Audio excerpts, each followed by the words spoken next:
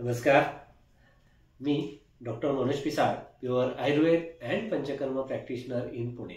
आज आपण हार्मोन्स हे नॅचरली बॅलन्स कसे राहतील या विषयात थोडक्यात बोलणार आहोत.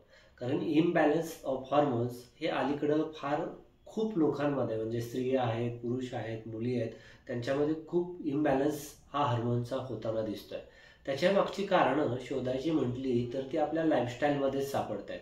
त्यामुळे सगळ्यात महत्त्वाचं, तुमची लाईफस्टाईल ही खूपच चांगली पाहिजे, तरच तुमचे हार्मोन्स हे नॅचरली बॅलन्स राहतील. आता शरीराबरोबरच मनाचा सुद्धा रोल हा हार्मोन्स इम्बॅलन्स होण्यामध्ये खूप असतो. आयुर्वेदाचं तर असं मत आहे की जेवढं तुमचं मन हे इम्बॅलन्स, मन जेवढं अशांत, तेवढं हार्मोन्स इम्बॅलन्स व्हायला फार लवकर मदत होत असते. त्यामुळं शरीराबरोबर मनाची सुद्धा शांतता पाहिजे. आरोग्य चांगलं ठेवायचं असेल तर शारीरिक आणि मानसिक ह्या दोन्ही बाजूनी आयुर्वेद हा बघत असतो. आयुर्वेद हा कधीच फक्त एकांतिक विचार करत नाही. तर आपल्याला नॅचरली हार्मोन्स बॅलन्स करायचे असतील तर शरीर आणि मन ह्या दोघांचं आरोग्य चांगलं राहिलं पाहिजे हे बघत असतो. आता हे आरोग्य चांगलं कसं राहतं, तर सगळ्यात महत्त्वाचं तुमचं खाणं व्यवस्थित पाहिजे, झोपणं व्यवस्थित पाहिजे, व्यायाम व्यवस्थित पाहिजे. ह्या तिन्ही गोष्टी शरीराला आणि मनाला फार गरजेच्या असतात आणि त्याच आत्ता कुठंतरी होताना दिसत नाही आहेत. घरचं सकाळ आणि संध्याकाळ बनवलेलं घरचा आहार हा प्राधान्याने घेतला पाहिजे. ज्यावेळी भूक लागते त्याच वेळी जेवण केलं पाहिजे. जे तळलेले पदार्थ आहेत, मैद्याचे पदार्थ आहेत, हे आहारातून आपण शक्यतो वर्ज्य केले पाहिजेत.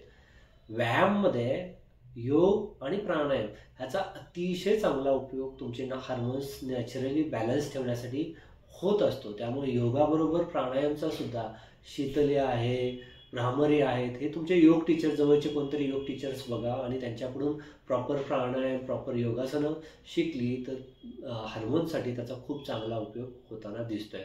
त्याचबरोबर बाहेरच्या शारीरिक कसरतीसुद्धा करता आल्या पाहिजेत.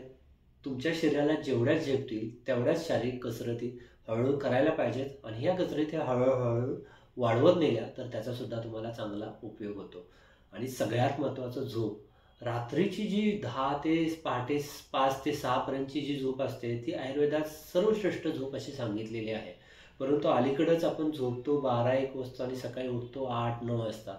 ही जी झोपेची वेळ आहे हे पूर्णतः चुकीची आहे. त्यामुळे शारीरिक त्याचबरोबर मानसिक विकारसुद्धा हे होतात. आता शारीरिक आणि मानसिक विकार हे हार्मोन इम्बॅलन्स झाल्यामुळे सुद्धा होत असतात. त्यामुळे बऱ्याचशा मुलींना, बऱ्याचशा स्त्रियांना PCOD आणि थायरॉईड सारख्या हार्मोनची समस्या फार कॉमन झालेली आहे. त्यामुळे ह्याच्यावरती तुम्ही फार चांगल्या पद्धतीने लक्ष दिलं पाहिजे.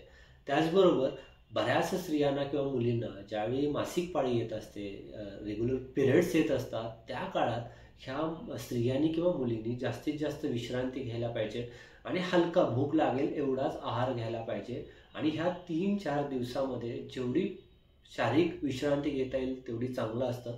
ह्याच्यामध्ये शक्यतो व्यायाम ह्या 4 दिवसामध्ये पूर्णतः बंद करायला पाहिजे.